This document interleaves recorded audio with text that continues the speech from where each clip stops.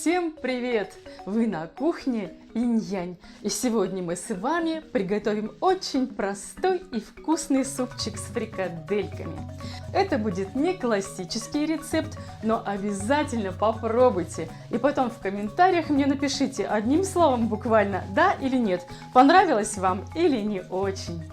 Рецепт легкий, без всякой там зажарочки. Итак, погнали! Приготовьте соль, фрикадельки, нарежьте картофель брусочками. Из моркови сделайте цветочки или нарежьте кружочками. Приготовьте дольки болгарского перца, у меня замороженный, и вашу любимую зелень. Фрикадельки делаются очень просто. В фарш, у меня говядина плюс индейка, добавляем лук, соль и перец по вкусу.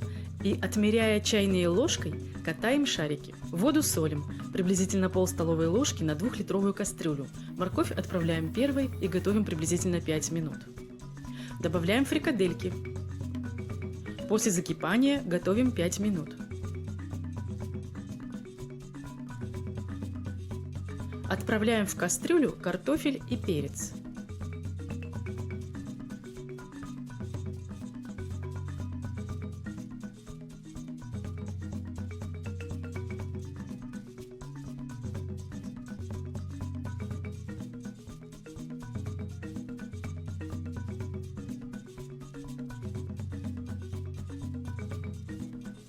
Варим до готовности картошки приблизительно 10 минут.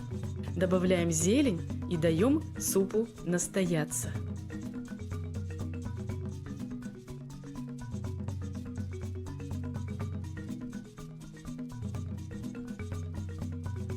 Такой супчик с фрикадельками можно подавать со сметаной, майонезом, вашей любимой зеленью и сухариками.